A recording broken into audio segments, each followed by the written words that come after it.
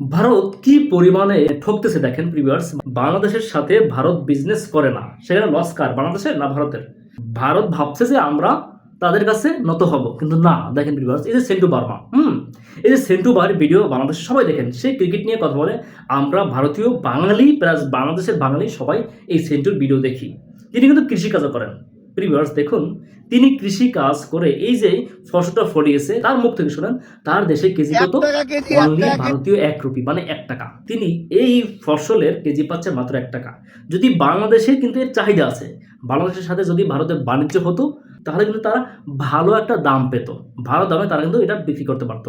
এখন previewers, loss কার, ভারতের না বাংলাদেশের? আমরা কিন্তু না খেয়ে বসি না, কিন্তু ভারত, তারা কি তাদের টাকা উসুল করতে পারতেছে যেই টাকা তারা লগ্নি করতেছে কৃষিখাতে? আমার তো না ভাই।